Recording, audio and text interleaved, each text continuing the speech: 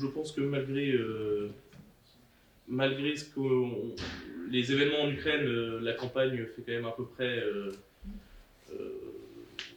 plein. Et comme dans toute campagne, il y a profusion de sondages.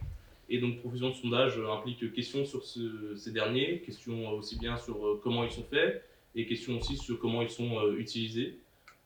C'est la raison principale de pourquoi nous avons décidé de faire ce petit entretien avec M. Jean-Bart et M. Touzet.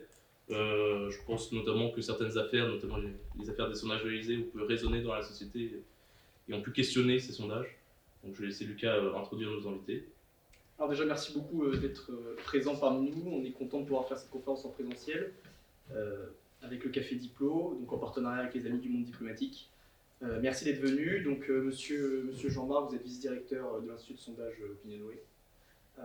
Donc, pour avoir un regard un peu plus, disons, pratique sur la production des sondages et sur les biais qui peuvent y être associés. Monsieur Touzet, quant à vous, vous venez de soutenir une thèse en sociologie sur le travail des sondeurs. À travers un article sur Mediapart, on a pu découvrir votre travail et on s'y est plongé avec intérêt. Donc, on est ravis de pouvoir vous compter parmi nous.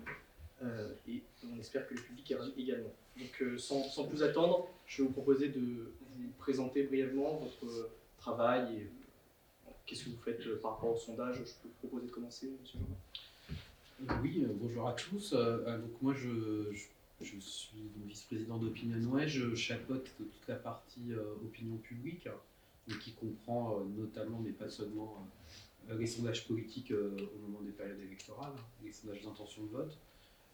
Je fais ce métier depuis 25 ans à peu près. C'est ma 5e présidentielle, 4e présidentielle. Et puis je ne sais pas combien de élection, puisque en fait, il y a aussi toute celle entre les deux. Je suis diplômé de Sciences Po Paris. J'ai fait une maîtrise de sciences politiques, de sociologie politique. Et donc j'avais abordé un peu la question des sondages à l'occasion de mes études, entre autres. Mais je suis un peu arrivé dans ce métier par hasard. Pour être tout à fait honnête, c'est là où j'ai trouvé du travail en premier. Et puis comme je me débrouillais pas trop mal, j'y suis resté.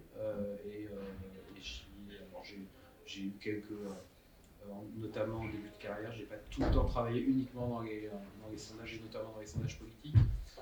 J'ai fait pas mal d'enquêtes de terrain aussi, j'ai eu des expériences où je travaillais plutôt d'ailleurs en ne réalisant pas des sondages, mais en faisant des analyses comparées et agrégées à partir de l'ensemble de ce qu'on peut trouver en données statistiques en France. Et puis à partir de la fin des années 90, je suis resté en institut de sondage en permanence et j'ai rejoint OpinionWay en 2006. Pour la petite histoire, en 2006, OpinionWay c'était un petit institut, il ne faisait pas de sondage politique encore. J'ai créé le département opinion chez OpinionWay et c'était en revanche un institut de sondage qui s'était créé en 2000 sur l'idée que Internet deviendrait un mode de recueil, comme le face-à-face puis le téléphone avaient été des modes de recueil pour faire des enquêtes et des sondages. Et en 2006-2007, on a été les premiers à faire des sondages politiques publiés à partir d'enquêtes réalisées en ligne par Internet, ce qui a évidemment beaucoup agité ce milieu professionnel, fait beaucoup de débats, on pourra y revenir. Mais pendant pas très longtemps, puisque finalement en 2009, quand on a publié la première intention de vote réalisée sur un sondage fait par Internet en France, donc on était les premiers en 2009. En 2012, à la présidentielle, sur 8 instituts qui publiaient, 3 ont fait des sondages par Internet. Et en 2014, aux européennes suivantes, donc 5 ans après la première, tout le monde faisait des sondages par Internet pour les intentions de vote. Donc c'est allé assez rapidement, mais c'est comme, je dirais, le développement du digital est allé rapidement. Et ça s'est traduit aussi dans les sondages de ce point de vue-là. D'accord, merci beaucoup. Je vous en prie.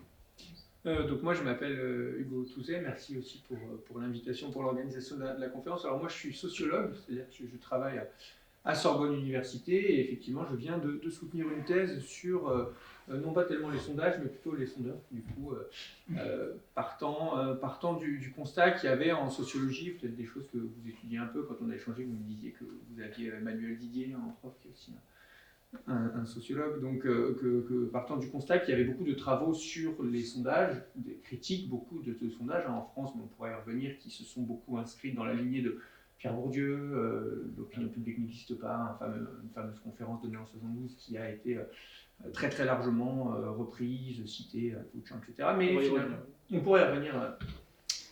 Mais il y avait un peu pour moi une sorte d'insatisfaction puisqu'il y avait beaucoup de travaux sur les sondages, il y avait beaucoup de critiques des sondages, mais il n'y avait pas de travaux sur la production de sondages. Et donc qui sont les gens qui font les sondages, ça veut dire quoi faire un sondage, comment on fabrique un sondage, etc.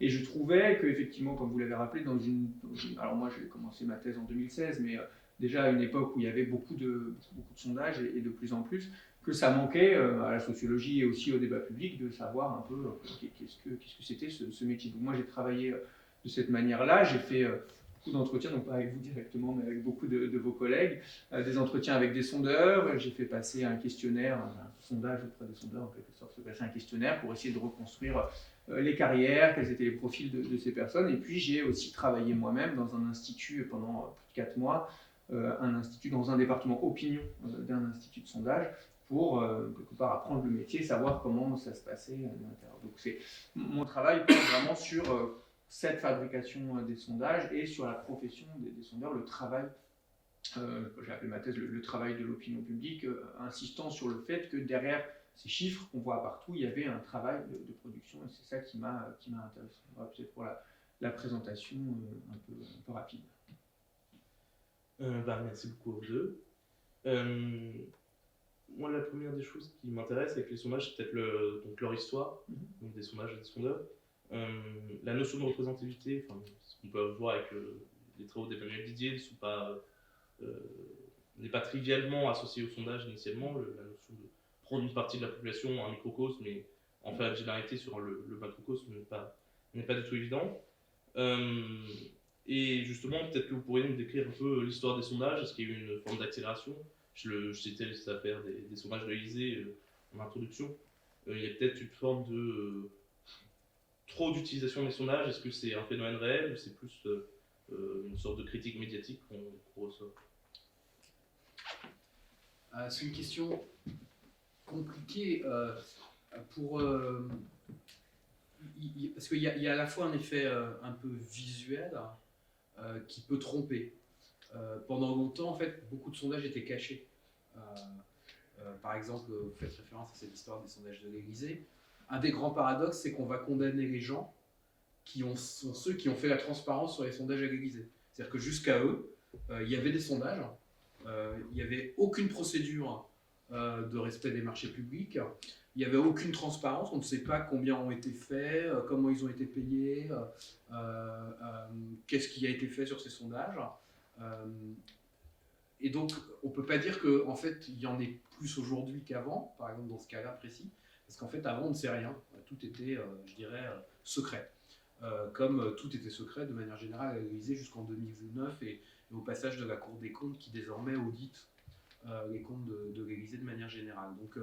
Donc il y a la partie visuelle et puis il y a à laquelle il faut faire attention.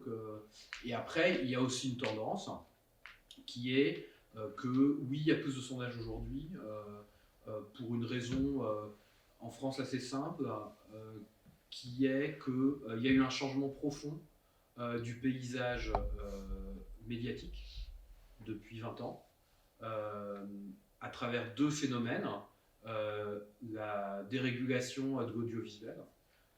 Moi, quand j'ai commencé à travailler, il y avait une chaîne info qui avait 1 an, c'était LCI. Aujourd'hui, il y en a 4. Et encore, on pourrait rajouter dedans France 24, qui est aussi une chaîne info, mais qui a une vocation internationale. On pourrait rajouter les chaînes parlementaires. On a eu la dérégulation aussi de l'information en ligne, avec l'arrivée de tous ces nouveaux médias. Et on a eu évidemment toute l'arrivée des chaînes de télévision en général qui n'existaient pas. Hein. Aujourd'hui, les Français ils ont accès à une trentaine de chaînes gratuites. Quand j'ai commencé à travailler, il y avait 4 chaînes gratuites et 5 chaînes gratuites. Voilà, donc il y a eu ce phénomène. Donc, cette multiplication du paysage médiatique a fait qu'il y a aujourd'hui plus d'acteurs qui peuvent être intéressés par publier des sondages. Voilà. Et dans le même temps, on a eu un autre phénomène qui est l'arrivée du digital, qui a profondément abaissé les coûts d'entrée pour venir sur le marché des sondages, et notamment des sondages politiques. Nous, quand on est arrivé en 2006, on était la première entreprise à s'insérer dans ce marché des sondages politiques depuis 20 ans. Il n'y avait pas eu d'autres acteurs nouveaux depuis une vingtaine d'années. Le dernier, c'était à la fin des années 80, début des années 90. Pourquoi ? Parce que l'arrivée effectivement de la possibilité de faire des sondages par Internet a fait qu'aujourd'hui, produire un sondage, c'est pas la même répartition de coûts, c'est pas forcément moins cher en soi. C'est-à-dire que là où avant vous aviez deux types de coûts, le coût de recueil de l'information en utilisant des enquêteurs que vous payez pour faire ça, et le coût de ceux qui vont penser le sondage, le produire, le traiter, l'analyser.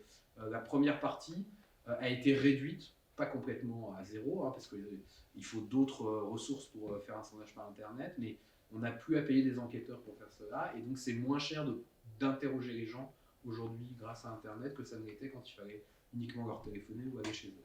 Donc cet abaissement du coût a permis à des nouveaux acteurs d'arriver. Et nous, on a été les premiers en 2006, et en fait, on a créé une nouvelle génération de nouveaux acteurs. Et depuis que nous, on a fait ça en 2006, il y a à peu près 3, 4, 5 acteurs nouveaux qui ont émergé en une dizaine d'années. Donc là où il n'y avait eu personne en 20 ans, il y en a eu 4 ou 5 de nouveaux en 10 ans dans la période suivante. Donc ces deux phénomènes, plus de producteurs et plus de demandeurs, fait qu'on a augmenté le nombre de sondages. Et tout ça s'inscrit dans un monde où les gens sont en permanence, en tout cas dans un certain milieu, en attente de chiffres, de données. Il y a cette idée qu'on peut suivre les choses en continu, quasiment en temps réel, qui va créer cette augmentation. Mais cette augmentation, elle est quand même structurelle. Hein, depuis que la commission des sondages mesure le nombre de sondages par élection présidentielle, en fait, ça ne cesse d'augmenter. Simplement, il y a une accélération depuis, en gros, 2012, 2017, et notamment avec l'arrivée du sondage en ligne. Donc oui, il y en a plus, mais attention aussi, encore une fois, dans un contexte, quoi. Voilà, attention aussi à ne pas négliger ce qu'on ne voyait pas avant et qui existait et qui était très important. Et d'ailleurs, paradoxalement, il y a aujourd'hui probablement plus de sondages publiés, mais beaucoup moins de sondages politiques confidentiels faits pour les équipes de campagne dans une élection. C'est-à-dire que moi, depuis que je travaille sur les présidentielles, il y a probablement de moins en moins de sondages faits pour les campagnes électorales d'année en année. Donc vous avez le phénomène inverse qui en fait est important aussi économiquement et dont il faudra parler. Pour conclure, ça devient presque plus un objet médiatique qu'un objet tout à fait de tactique pour les campagnes. En tout cas, c'est un objet qui se développe médiatiquement et qui peut-être diminue. Alors, il reste un objet de tactique pour les campagnes, mais qui, en tout cas, dont le volume a diminué probablement. Alors là aussi pour deux grandes raisons. Hein. Les lois de financement sur les campagnes électorales. Avant, on faisait ce qu'on voulait, on pouvait dépenser ce qu'on voulait, donc c'était voilà, une facilité pour les campagnes qui n'étaient pas contraintes sur les sondages comme elles le sont sur tout le reste. Et c'est vrai notamment dans les campagnes électorales locales, hein, où les budgets de campagne sont très faibles. Hein. Une présidentielle, un candidat qui va au second tour, c'est 20 millions d'euros. Il y a plus de marge de manœuvre. Mais dans une campagne électorale municipale, dans une ville de 20 000 habitants, aujourd'hui, la contrainte est telle qu'un candidat ne peut pas se payer un sondage. Premier phénomène. Et deuxième phénomène, qui est aussi une forme de... Il y a eu beaucoup de polémiques, beaucoup de critiques sur tout ça. Et donc il y a une forme de prudence aussi des hommes politiques qui n'aiment pas trop qu'on leur reproche de faire des sondages. Voilà. Donc il y a aussi une précaution de l'usage de l'outil plus importante qu'auparavant dans ce milieu-là. Peut-être sur l'histoire, parce que vous avez demandé, c'était parmi vos questions, moi je me suis aussi intéressé à comment cette profession est née. Et en fait, si on regarde Aujourd'hui, quand on parle d'opinion publique, on pense au sondage, c'est-à-dire que c'est la manière de rendre compte de l'opinion publique la plus hégémonique, la plus répandue. Mais ce qui est intéressant de prendre avec un peu de perspective, c'est que ça n'a pas toujours été le cas et que finalement, au regard du temps long, c'est quelque chose d'assez récent. Les sondages, ils naissent dans les années 1920-1930 aux États-Unis, et j'ai essayé de comprendre aussi comment ils étaient nés, comment ils étaient sur la base des travaux de Loïc Blondiot, qui est un politiste qui avait beaucoup travaillé là-dessus. Et en gros, ils naissent, il y a trois choses qui permettent de les faire naître et de les développer, et finalement qui parviennent à acquérir l'hégémonie qu'ils ont aujourd'hui. C'est qu'il y a à la fois une possibilité technique, je vais présenter ça rapidement, une possibilité technique, un contexte socio-économique favorable, et puis il y a un discours développé par les sondeurs eux-mêmes qui ont contribué à finalement leur succès, puisque c'est eux aujourd'hui qui parlent au nom de l'opinion publique et qui font l'opinion publique. Et je ne le dis pas dans une critique, mais c'est comme ça que c'est pensé aujourd'hui. En fait, avant, si je veux pas, on peut, je suis revenu dans ma tête jusqu'au Moyen-Âge, comment on quantifie l'opinion publique, c'est pas l'objet ici, mais avant les sondages, si vous voulez, il y avait un dispositif qui existait, qui s'est développé avec la démocratie, l'avènement de la démocratie aux États-Unis, qu'on appelait les votes de paille, qui est un phénomène bien connu, c'est-à-dire que c'était les journaux, les principales revues, les principaux journaux, au moment où, qui correspond par ailleurs avec l'avènement d'une presse, qui est une presse d'opinion à ce moment-là, guidée d'une presse neutre, du journalisme objectif, etc. C'est quelque chose de beaucoup plus tardif. Donc au XIXe siècle, ça n'existe pas encore, et vous avez des votes de paille, c'est-à-dire que les journaux, ils font des sortes de fausses sélections avant l'élection, avant le scrutin, soit en envoyant des coupons, par exemple vous découpez le coupon dans votre journal et vous dites si vous allez voter républicain ou démocrate, ou alors les journalistes ils allaient faire ce qu'on appelle aujourd'hui des micro-trottoirs, où ils mettaient des cahiers dans les bars de l'époque, et les gens votaient en quelque sorte républicain ou démocrate, et les journaux publiaient ces chiffres-là en une, souvent, et donc c'était des éléments très mobilisés dans les campagnes électorales. Alors évidemment, il n'y avait pas du tout la notion de représentativité dans ce sens-là. Il n'y avait pas de scientificité au sens de la représentativité qui n'existe pas à ce moment-là. C'est-à-dire, évidemment, si aujourd'hui vous faites un sondage, le Figaro demande pour qui allez-vous voter et publie les résultats en tête, on n'aura évidemment pas des résultats représentatifs.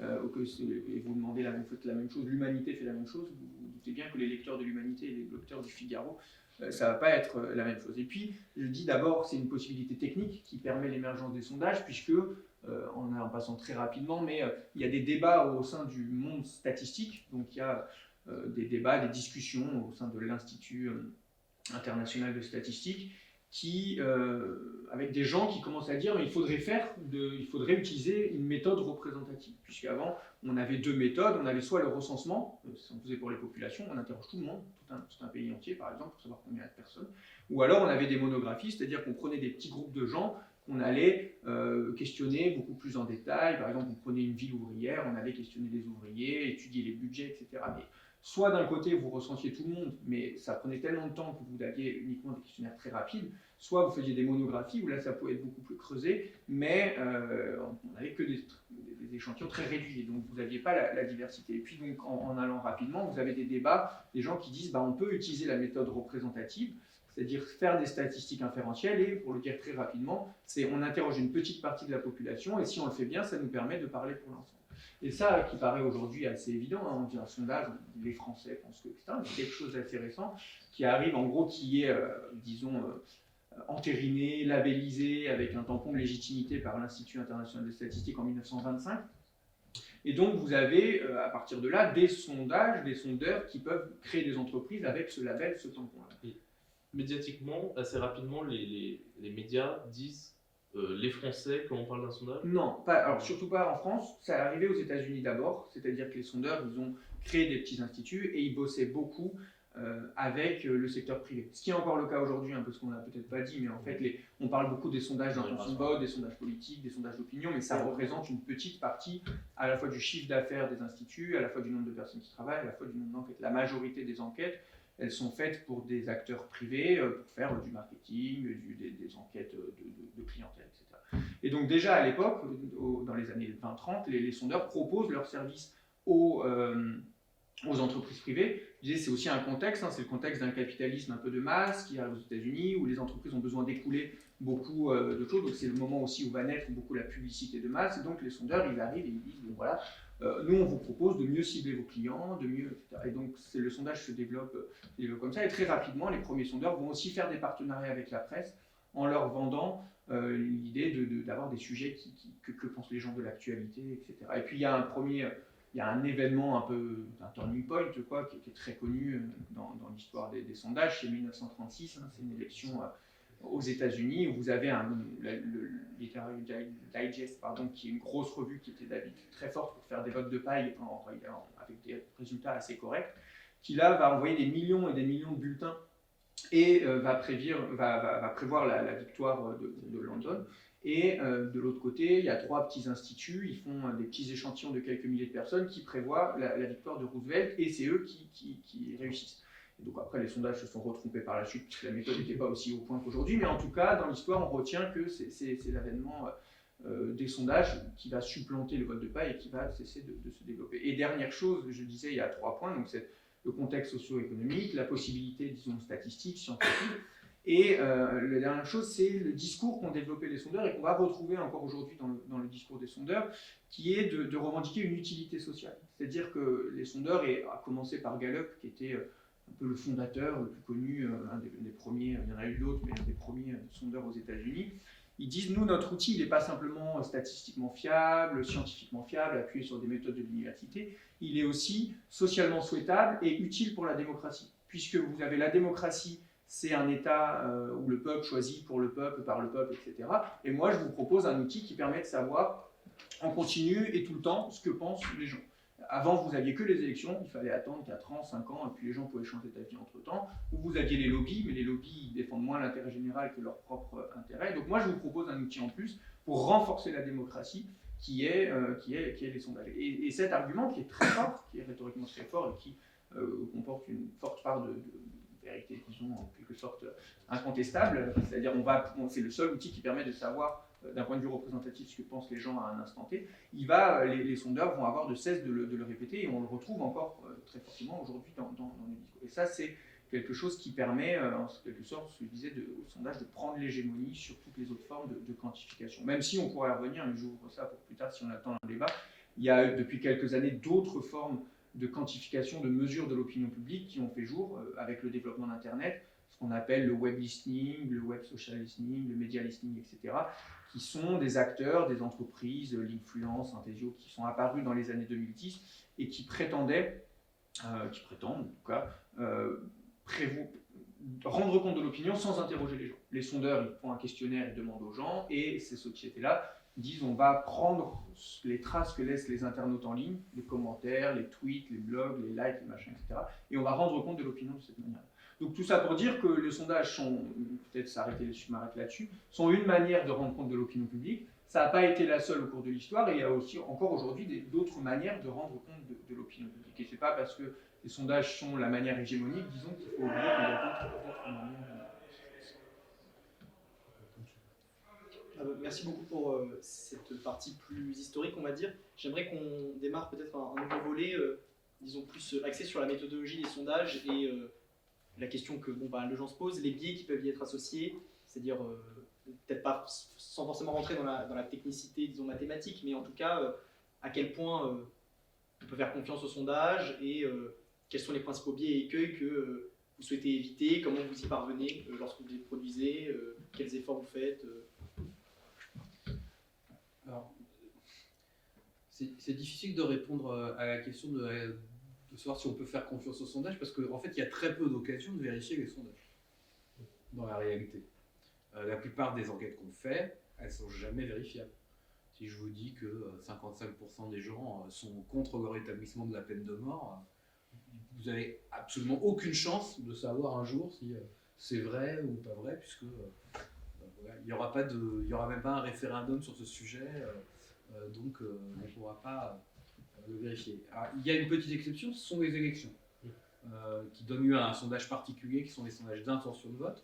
Mais déjà, quand on dit le mot intention de vote, on voit bien la difficulté, c'est qu'on mesure une intention, et les élections, elles ne mesurent pas une intention, elles mesurent un passage à l'acte. Donc déjà, il y a une première difficulté là-dessus. Donc c'est difficile de répondre à cette question. Ce qu'on peut dire c'est que les sondages, ils essayent de respecter au maximum, avec toutes les contraintes qui sont les nôtres, une démarche scientifique. Donc, le principe, c'est de prendre un échantillon, de veiller à ce que cet échantillon il soit statistiquement représentatif de la population qu'on veut étudier. Donc, si par exemple on est dans une période électorale, de la population des électeurs, et d'extrapoler à partir de cet échantillon ce qui est l'ensemble, le point de vue de l'ensemble du corps électoral. Il y a plein de biais à toutes les étapes en fait. D'abord, le premier biais, c'est que dans l'idéal, il faudrait faire des échantillons aléatoires. Sauf qu'aujourd'hui, il n'est pas possible de faire un échantillon aléatoire.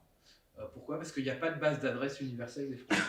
Il n'y a pas un endroit où je peux tirer au hasard 1000, 2000, 3000, 5000 Français. Parce que l'INSEE les a, mais c'est pas accessible. Même l'INSEE ne sait pas le faire en fait, parce que elle a une base d'adresse mais qui est incomplète, parce qu'il faut savoir qu'aujourd'hui, il y a de moins en moins de personnes qui répondent au recensement. Le refus de répondre au recensement, qui est normalement sanctionné par la loi, hein, c'est quelque chose qui augmente d'année en année. Alors ça reste, le recensement est un outil absolument phénoménal, parce qu'on a quand même un pourcentage de gens qui répondent au final. Alors même si maintenant on n'a plus des recensements tous les 10 ans intégraux, on a des recensements permanents. Chaque année, on renouvelle 10-15% de la population à travers un échantillon. Donc on voit même que l'INSEE elle a dû changer sa méthode parce qu'elle est confrontée à ça. Et l'INSEE a essayé de faire des tentatives, par exemple, pour faire du sondage en ligne, en équipant les gens, en tirant au hasard effectivement un échantillon français. Ils ont réussi à tirer au hasard un échantillon qui est très proche de la réalité, puisqu'ils ont la base la plus complète qui existe. Mais ils n'ont pas réussi à faire cet échantillon comme il faudrait, c'est-à-dire que quand bien même on arriverait à tirer un échantillon au hasard, encore faut-il qu'on arrive à joindre tous ces gens et à les faire répondre. Or, le principe du sondage, c'est quand même que vous avez le droit de ne pas répondre. Vous avez le droit de ne pas répondre du tout, c'est-à-dire de refuser de nous parler. Et après, même quand vous commencez à nous répondre, vous avez le droit de ne pas répondre à certaines questions. C'est vraiment un principe de base. Donc, il y a des biais. On ne peut pas faire un échantillon aléatoire. Alors, on a inventé en France cette méthode des quotas qui consiste à dire, puisque grâce à l'INSEE, on a une vision très très précise de ce qu'est la population française, plutôt que de prendre un échantillon aléatoire, ce qui n'est pas possible, on va reconstituer une mini-France à travers un échantillon par quota, donc avec autant d'hommes et de femmes que dans la population, autant par tranche d'âge, autant par catégorie sociale, autant dans chaque région, dans tel ou tel type de commune, des communes les plus urbaines aux communes les plus rurales. Donc voilà, mais déjà là, on s'écarte un peu de la science, puisque autant on sait calculer une marge d'erreur sur un échantillon purement aléatoire, on ne sait pas le faire scientifiquement sur une méthode par quota. Alors il y a des travaux qui ont été faits là-dessus, tous les scientifiques ne sont pas d'accord. Il y en a quand même beaucoup qui défendent l'idée que si l'échantillon est bien constitué, on peut considérer que la marge d'erreur va être à peu près comparable à ce qu'elle serait sur un échantillon aléatoire, mais voilà, il y a un débat dans le monde scientifique même sur ce sujet. Donc il y a un biais à ce niveau-là. Il y a le biais de l'acceptation de répondre. Tout le monde n'accepte pas de répondre. Alors dans l'idéal, c'est pas très grave. Si les gens qui n'acceptent pas de répondre sont tout à fait comparables à ceux qui acceptent de répondre. Mais par définition, c'est difficile de faire des enquêtes sur les gens qui n'acceptent pas de répondre, puisqu'on ne peut pas recueillir leurs réponses pour les comparer à la population même. Donc là aussi, il y a des biais potentiels. Et puis après se rajoute un biais de base qui est ce que les gens nous disent par rapport à ce qu'ils pensent réellement ou ce qu'ils font réellement. Jean-Marie Le Pen qui était souvent augmenté dans les sondages parce qu'on pensait que les gens n'osaient pas répondre Jean-Marie Le Pen et les résultats bruts étaient inférieurs aux résultats d'élection. C'est pas qu'on pensait, c'est qu'on constatait en fait. Parce que dans les sondages électoraux, il y a une petite spécificité, c'est que comme on s'est rendu compte qu'il y avait des biais, alors c'est pas le cas. Alors ce qui est intéressant en plus sur les sondages, c'est que c'est ce que je vous dis là, je vais vous dire pour la France, mais je peux vous parler d'autres pays dans lesquels je travaille et je vous dirai pas la même chose parce qu'en fait, par exemple en France, on s'est rendu compte dans l'histoire qu'il y avait des biais très forts de désirabilité sociale sur les idées politiques. Et donc en gros, depuis la Seconde Guerre mondiale, les gens disaient moins qu'ils étaient de droite que les gens disaient qu'ils n'étaient de gauche. Sauf que quand on regardait, on avait un moyen de regarder ça, on leur demandait mais au fait vous avez voté pour qui la dernière fois ? Et quand on regardait les résultats des échantillons qui pouvaient être très propres par ailleurs, constatait que ça correspondait pas tout à fait au résultat des C'était élections. tendance d'être de gauche. Et alors, c'était plus tendance d'être de gauche que d'être de droite. C'est de manière générale plus facile de dire qu'on vote pour des partis qui sont plus vers le centre du jeu politique que vers les extrêmes. Voilà, on avait un certain nombre de biais. Et alors, ce qu'on constatait, c'est notamment qu'on ne retrouvait pas le pourcentage d'électeurs qui votaient pour Jean-Marie Le Pen, sans qu'on sache exactement si c'était parce que ces gens-là répondent moins au sondage, le disent moins, si c'est parce que par ailleurs ils mentent plus, enfin, voilà, ils j'oublie plus pour qui ils ont voté. Enfin, il peut y avoir plein de raisons différentes. Alors, comme souvent, la réalité c'est un mix de toutes ces raisons. Mais on s'est notamment rendu compte que les gens ne le disaient pas, et on en a eu la confirmation comment quand on est passé des sondages avec enquêteurs, face à face, téléphone, au sondage par internet, où là on a eu beaucoup moins de problèmes qu'on ne l'avait auparavant, notamment par téléphone, et c'était le cas effectivement en 2002, pour donner une idée. Donc, en 2002, à la veille du premier tour où Jean-Marie Le Pen va faire 17% des exprimés à peu près, on a le taux de son résultat dans le sondage en brut, avant toute pondération, il est de 8-9%. Donc, quasiment un facteur de voter. Alors pourquoi on demandait le vote passé? Parce que justement, comme on s'était rendu compte de ça, on s'est dit, si les gens n'osent pas nous dire qu'ils ont voté pour Jean-Marie Le Pen, ils ne vont pas oser nous dire qu'ils votent pour lui, mais on peut essayer de les ruser un peu, et donc corriger les échantillons en faisant une pondération statistique, en ramenant l'échantillon et son décalage dans le vote passé à son résultat réel. Mais là aussi, il y a pas mal de petits biais. D'abord, ça veut dire qu'il y a une petite population qui n'est pas très importante, mais qui existe, qui n'était pas électrice dans l'élection précédente. Donc ceux-là, on ne peut pas les pondérer. Donc on ne peut pas corriger 100% de l'échantillon. On peut corriger en gros 95-90% de l'échantillon, selon qu'on était dans un quinquennat, dans un septennat. Ensuite, les gens qui ne nous disent pas qu'ils ont voté pour Jean-Marie Le Pen, comme je le disais, ça peut être parce qu'ils nous mentent, ils ne veulent pas nous le dire, mais ça peut être aussi parce qu'ils ont oublié pour qui ils ont voté. Alors ça, je sais que j'ai beaucoup de mal à admettre cette idée, mais énormément de gens ne se souviennent pas pour qui ils ont voté il y a 5 ans. Énormément. Il faut savoir que dans une élection présidentielle, il y a à peu près 80% de participation jusqu'à présent. On verra le 10 avril. Et il y a à peu près, en gros, un Français sur 2 qui s'intéresse à la politique. Donc ça veut dire que vous avez 30 points de participation sur des gens qui ne s'intéressent pas beaucoup à la politique. Donc effectivement, ils ont pu un peu oublier pour qui ils ont voté. Donc on mélange, alors on corrige tout ça en même temps, donc c'est quand même...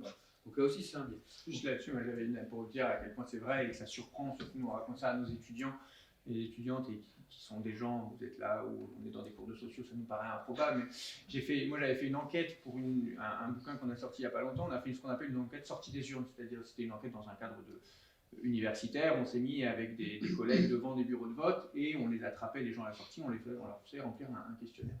Et on a eu, alors c'était pas massif, mais on a eu des gens qui demandaient qui j'ai voté déjà, ils demandaient à leur femme, et non, ils venaient de sortir du bureau de vote. Donc en fait, imaginez 5 ans, 4 ans après, pour quelqu'un qui n'a pas la politique en son cœur, mais qui 2 jours avant l'élection se dit ah bah ouais, je vais peut-être aller voter, etc. C'est effectivement pas des choses qui sont présentes, disons, au quotidien de la vie de la majorité de la population. Puis après, vous avez les phénomènes, pas des gens qui ont oublié, mais des gens qui reconstruisent leur vote.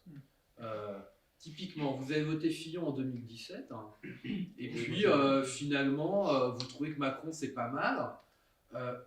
Plein de gens qui ont fait ça pensent aujourd'hui qu'ils ont voté Macron. Parce qu'aujourd'hui, ils sont pour Macron, donc ils ont reconstruit un peu ce qu'ils ont fait il y a 5 ans. Donc voilà, il y a plein de phénomènes compliqués, mais ceci étant, demander aux gens pour qui ils votaient dans le passé et corriger, ça permettait de passer de 8-9 à 14-15. Alors on n'était pas encore au bon résultat, mais c'était beaucoup mieux que brut. Donc cette méthode, elle marche bien. Elle ne marche pas parfaitement, elle crée elle-même des biais, donc voilà, donc il y a des biais par rapport au fait que les gens ne nous disent pas exactement toujours ce qu'ils font ou ce qu'ils pensent.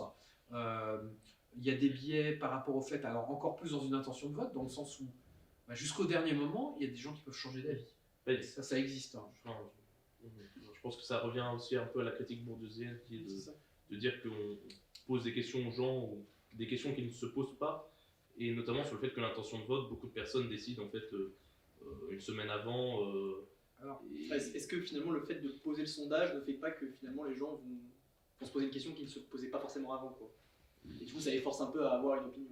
Alors, ça dépend parce qu'il y a des cas, enfin, on peut prendre plein de sondages et il y aura des cas où très clairement on est dans la réalité de ce que critique Bourdieu, c'est-à-dire qu'on a posé des questions aux gens qui ne se posent pas.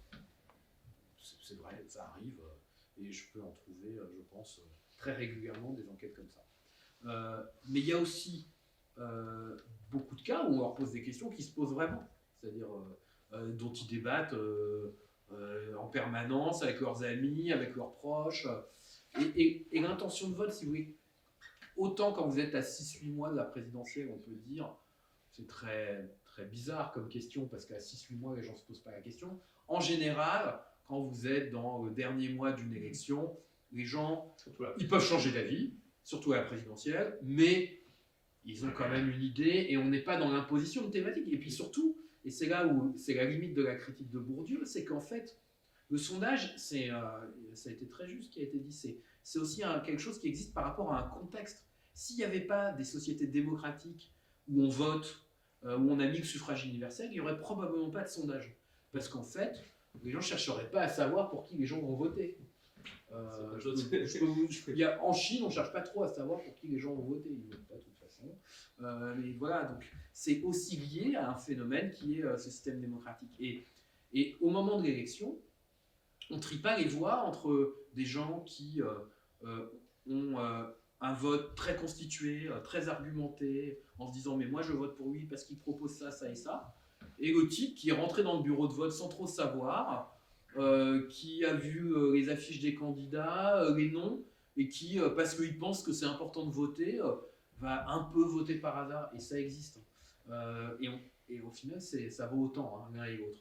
Donc le sondage, il répond aussi à quelque chose qui est le mode d'organisation de la société, et notamment son mode d'organisation démocratique et le vote.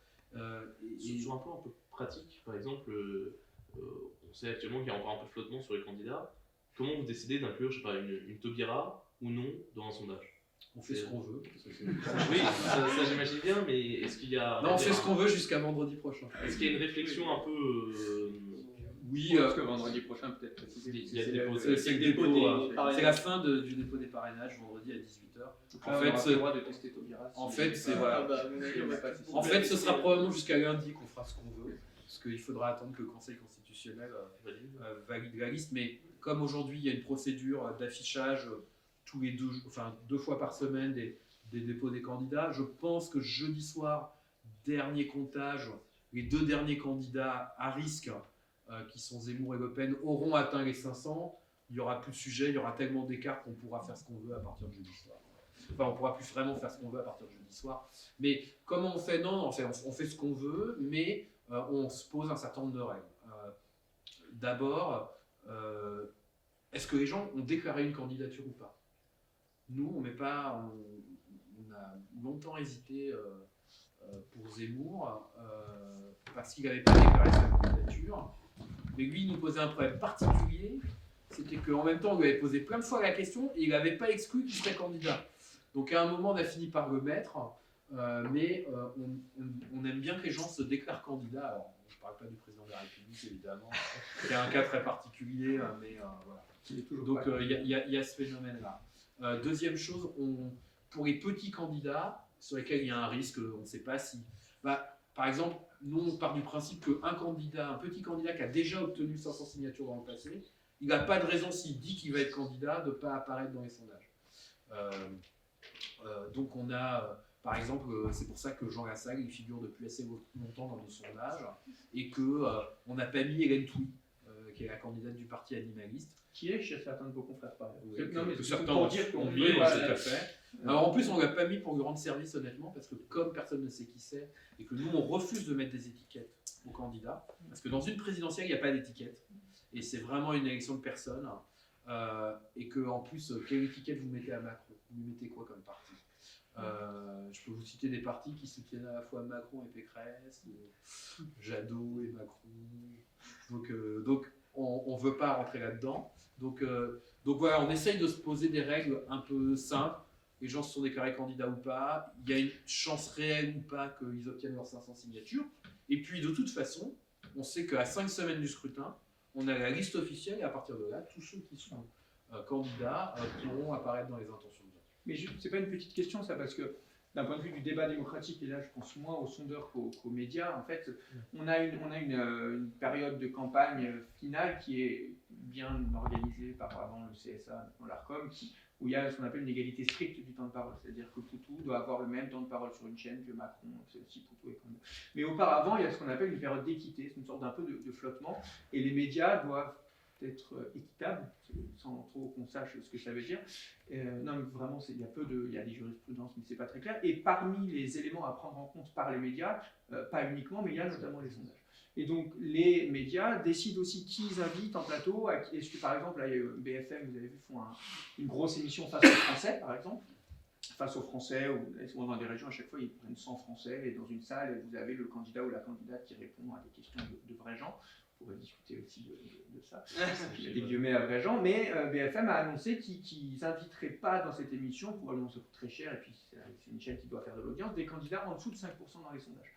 Et donc là, vous avez un vrai enjeu sur les sondages, sur qui est testé, pas testé, etc., qui est un enjeu pour le débat démocratique et qui n'est pas cadré par une loi, une règle. Alors, je note juste que les médias font quand même un peu ce qu'ils veulent quand ils veulent, hein, parce que oui. pour Éric Zemmour, ils n'auraient pas du tout attendu que nous on le mette dans les sondages pour l'inviter.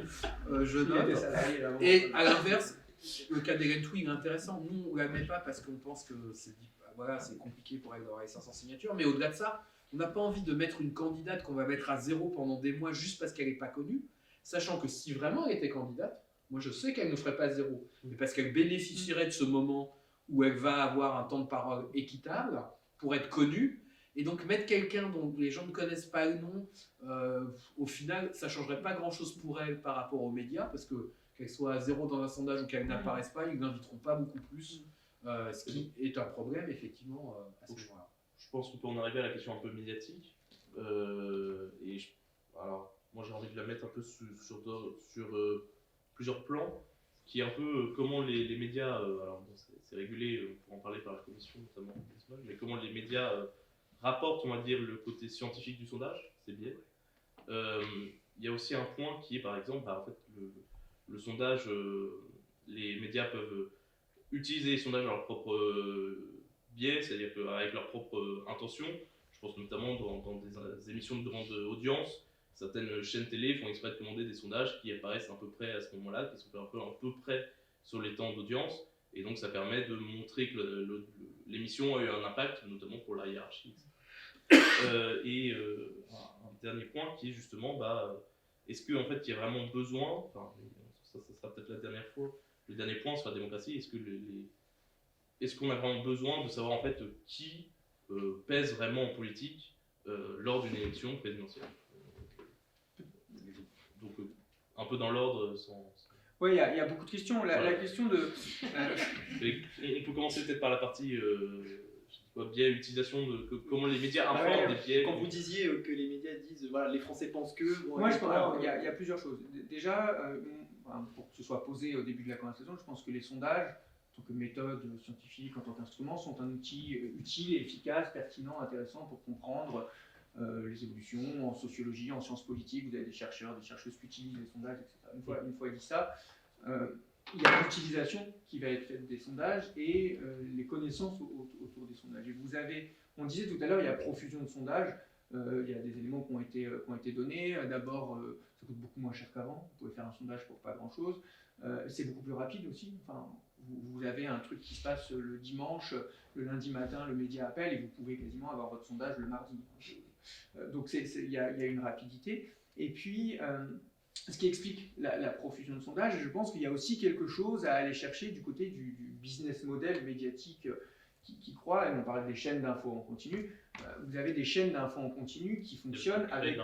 Comment ? Il y a un besoin de créer qui vivent finalement avec très peu de travail journalistique en fait. Et je parle, là vous avez eu toute une polémique pas inintéressante à mon sens, au début de la campagne sur Ouest France, qui est quand même le principal titre de presse quotidien régional qui a dit on ne commandera pas de sondage, Mediapart ne commandera pas de sondage, etc. Ce qui a eu le mérite, à mon avis, moi je pense que ce n'est pas une bonne idée de ne pas commander de sondage, mais d'interroger le modèle journalistique. Comment fonctionnent les chaînes d'infos en continu? Vous avez souvent des plateaux qui durent 1h30 avec 4 chroniqueurs, chroniqueuses qui sont des gens en fait qui n'ont coûté que le taxi pour les faire venir et qui meublent comme ça de l'information. Je ne le dis pas vraiment, là j'ai pas de jugement normatif, c'est-à-dire que ça peut être intéressant parfois, mais en tout cas vous avez un travail journalistique qui est moindre.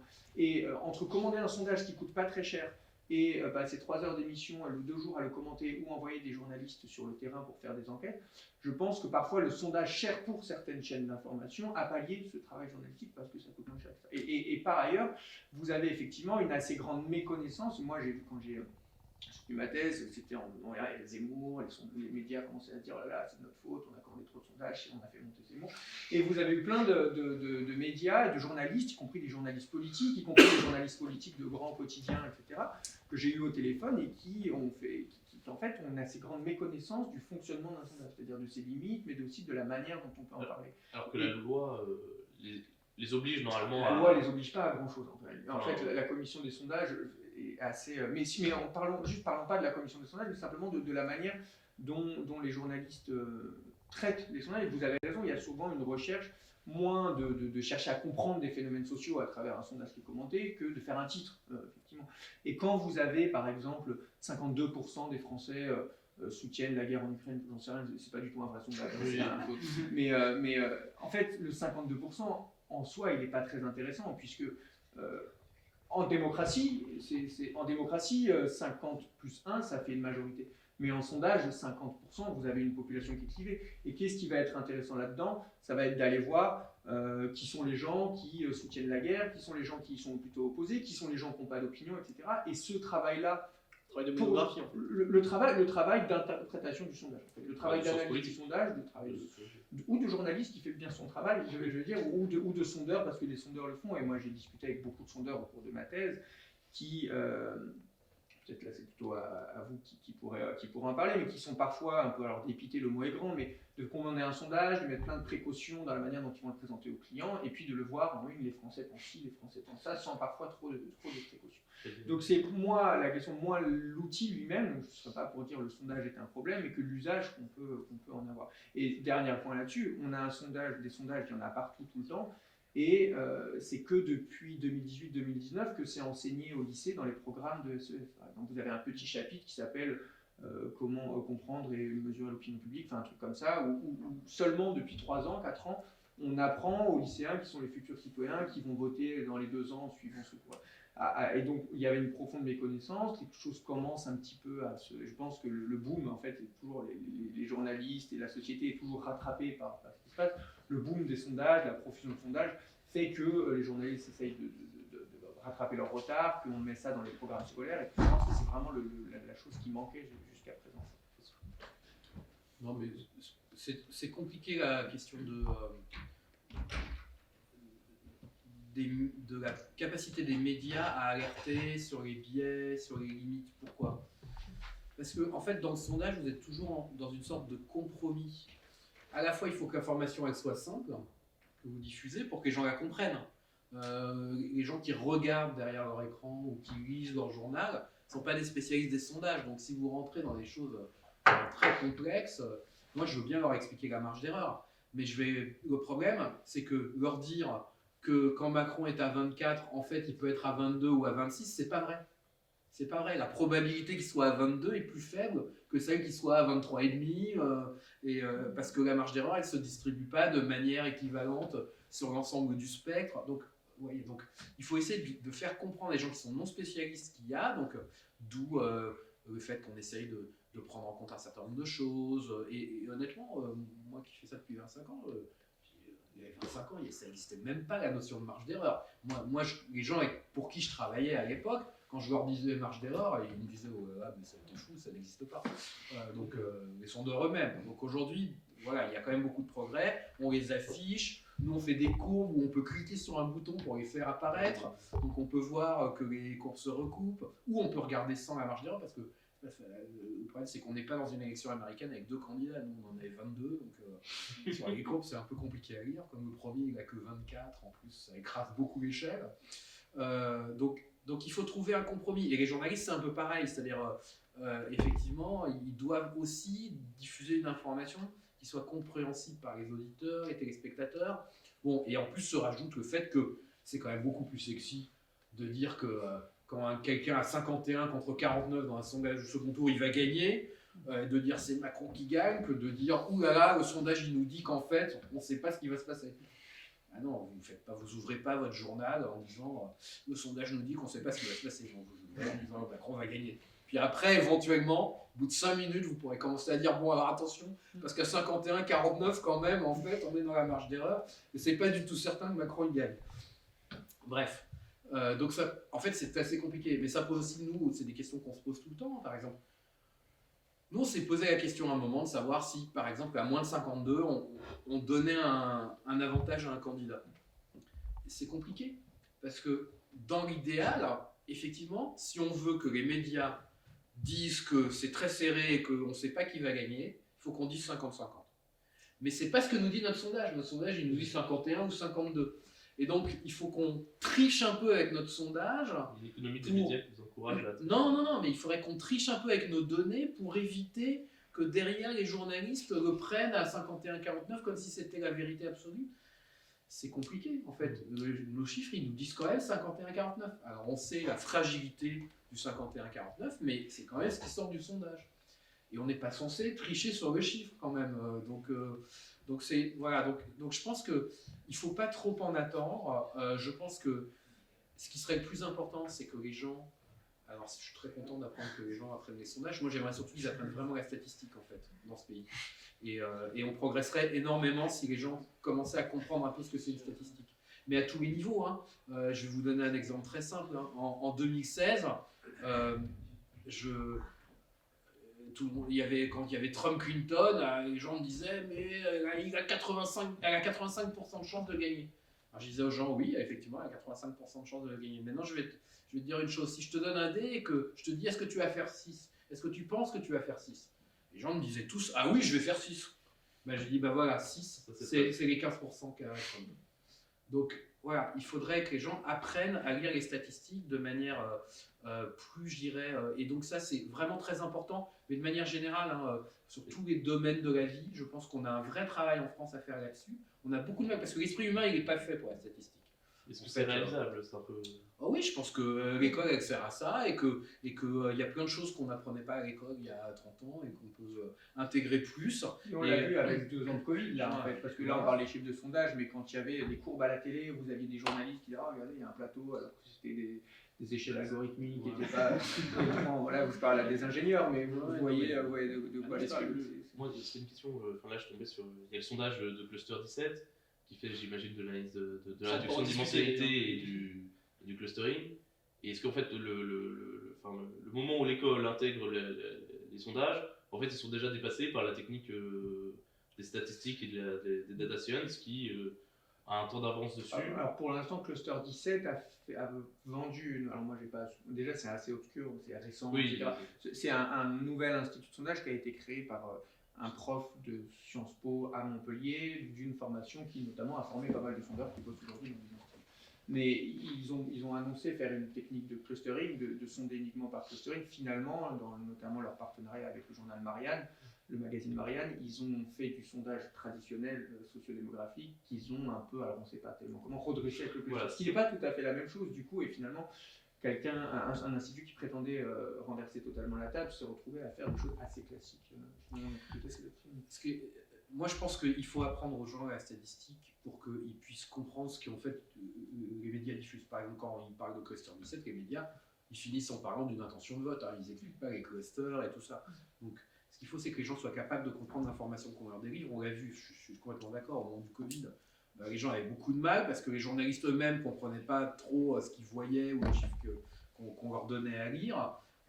Et donc, il y avait cette difficulté.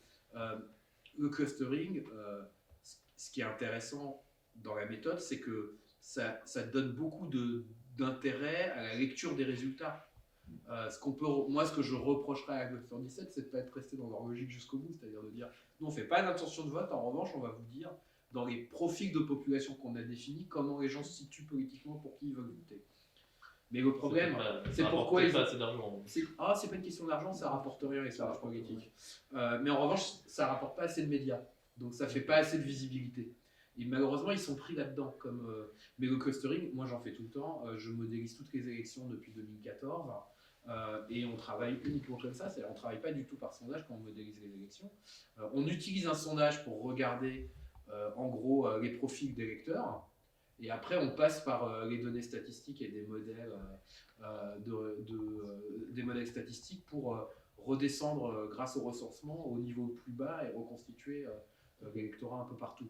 Donc ce qu'ils font est vraiment intéressant. C'est juste dommage de gâcher ce qu'ils apportent en plus par rapport au sondage traditionnel, finalement en se ralliant à l'intention de vote. Mais je comprends pourquoi ils le font, c'est qu'en fait, c'est très difficile, parce qu'en fait, le type sur BFM, il ne va pas vous dire là c'est super intéressant, il y a un cluster là, le 21e cluster, et en fait, on se rend compte que les gens ils votent plus Zemmour.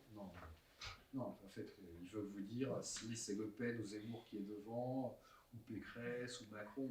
Donc on sort, vraiment, c'est une difficulté, mais moi je pense que une des manières de les résoudre, c'est que les gens aient un minimum de culture statistique, pour que quand ils voient 51-49, il n'y ait pas besoin que le journaliste dise 51-49, vous savez, on est dans la marge d'erreur. Il faut que les gens, ça s'allume directement, ils se disent 51-49. Le sondage dit que Macron va gagner, mais rien ne dit que dimanche ce ne sera pas l'inverse. Voilà. Et cela dit, à minima, alors on ne peut évidemment pas l'attendre de l'ensemble de la population, mais au moins pour les étudiants, pour les journalistes que j'ai au téléphone, je dis allez pas regarder les sondages, au lieu de dire il ne faut pas les regarder, il ne faut pas les regarder dans le journal, il faut aller les chercher, le sondage intégral sur le site du sondeur qui le met en ligne, ou encore mieux sur le site de la commission des sondages, puisque vous savez que tous les sondages qui rentrent sous le coup de la loi et qui sont dans le cadre d'une élection, les sondeurs sont obligés de déposer une notice auprès de la commission. Donc là, vous avez une notice, alors c'est moins sexy, il y a souvent moins de graphes jolis, mais en tout cas, vous avez les résultats avec les questions dont ils notent. Parce qu'on a beaucoup parlé des biais.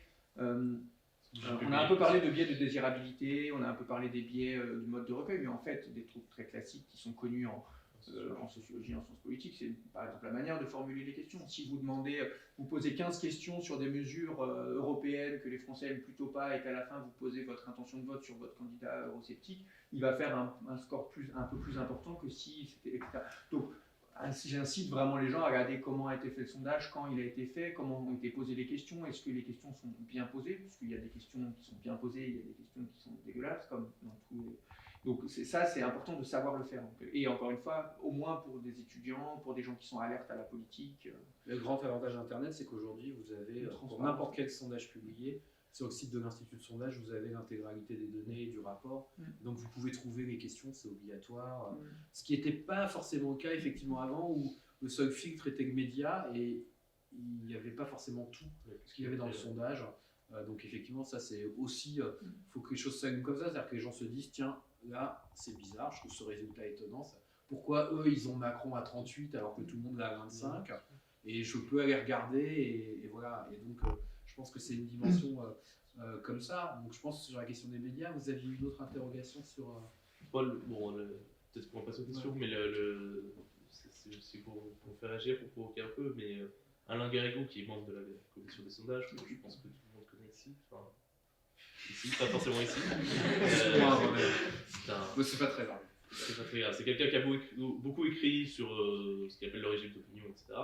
Et lui, il dit, enfin, son poste, c'est d'interdire carrément la diffusion des sondages sur une durée de pratiquement un an avant l'élection. Je crois qu'il parle d'un temps assez long.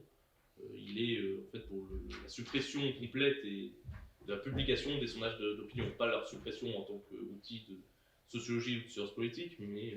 En fait, ça pose une question, pour le coup, là, quasiment une question de citoyen et une question de philosophie politique. C'est comment est-ce qu'on... Et c'était les débats, si on va regarder les débats de la loi de 77, sur la commission de sondage, c'était des débats qui existent. C'est-à-dire, comment est-ce qu'on conçoit le citoyen? Est-ce que c'est quelqu'un qui est... alerte, informé, qui use de sa raison, etc. Ou est-ce que c'est quelqu'un qui est manipulé en permanence et qu'il faudrait mettre dans une bulle pour préserver la pureté du vote? S'il faut le mettre dans une bulle pour préserver la pureté du vote, il faut interdire pas que les sondages, il faut interdire les représentations médiatiques, par exemple, parce que si, pour le coup, c'est les amis du Monde Diplo qui organisent ça, vous regardiez le nombre de unes, le nombre de unes qui avait sur Macron, des unes de presse, je veux dire, mais aussi bien de Paris Match que de VSD pendant la campagne présidentielle, vous aviez un Macron qui était omniprésent médiatiquement pendant, même avant qu'il soit officiellement candidat, etc., etc. Là, vous aviez un biais terrible. Le sondage a au moins le mérite de dire voilà le poids réel selon cette méthode. Encore une fois, il faut la connaître, il faut la comprendre, il faut la critiquer, etc. Et selon cette méthode, Macron y pèse tant. Si vous enlevez cette méthode-là, vous avez simplement une omniprésence médiatique de Macron-Le Pen qui est aussi un problème en quelque sorte. Et donc le sondage, à partir du moment où il ne se lit pas comme la Sainte Bible sur comment je vais voter, mais comme une information parmi d'autres, je ne vois pas pourquoi il faudrait l'interdire, plus que les infos en continu qui passent du Zemmour à H24, plus, etc. etc. Vous voyez ce que je veux dire ? Je pense que c'est typiquement la fausse bonne solution, pour 3 raisons. La première, c'est que si vous n'avez pas de sondage, c'est pas moi qui dirai qui va gagner, c'est Alain Duhamel. Je sais pas si c'est mais il y aura toujours quelqu'un pour le dire, c'est ça, et vous l'avez très bien dit, il y aura toujours quelqu'un pour le dire. Donc peut-être ce sera une de Paris Match, peut-être ce sera Alain Duhamel, peut-être. Parce que ouais, on va pas tout interdire pendant une campagne électorale pendant 1 an et demi. Ou alors, je sais pas comment on fait des campagnes électorales si on peut plus parler du sujet. Donc ça, c'est le problème. Deuxième problème, c'est en fait, c'est inapplicable. C'est inapplicable dans le monde d'aujourd'hui. Parce que vous pouvez interdire les sondages publiés en France, mais vous ne pouvez pas interdire les sondages publiés dès qu'on sort de la France. Et donc, tout le monde a regardé, je pense, un sondage en Belgique. Mais voilà, mais il faut juste savoir que jusqu'en 2002, l'interdiction de publication des sondages, elle est 8 jours avant un scrutin. C'est en 2002, en urgence, en février, suite à un arrêt de la Cour européenne des droits de l'homme ou de justice, je ne sais plus laquelle c'est, que cette interdiction est tombée, a été réformée en urgence pour devenir une interdiction de 36 heures. Parce que, justement, le Parisien qui avait été condamné pour avoir repris un sondage publié dans la Tribune de Genève a gagné son procès sur le thème du droit à l'information pour tous, de manière équivalente. Mais ce que je veux dire, c'est qu'en fait, on ne pourra pas l'empêcher ailleurs. C'est-à-dire qu'on pourra juste interdire aux Parisiens, au Figaro, à BFM, mais pas à CNN. Donc on ne réglera pas le problème. Ce qui est interdit, pour être bien clair, c'est la diffusion de sondage. Mais on ne peut pas interdire la création de... Donc vous pouvez, parce que c'est un produit privé, une entreprise privée, etc. Donc n'importe qui peut acheter un sondage. Donc libre à effectivement n'importe quelle chaîne. Mais nous, on sera les premiers à mettre un site internet en dehors de la France et à les publier sur un site internet qui sera basé à Bruxelles. Enfin, je veux dire. Donc ça n'est pas applicable. Mais oui, mais. C'est la Cour de cassation qui a. Ouais, c'est la Cour de cassation. Bon, voilà.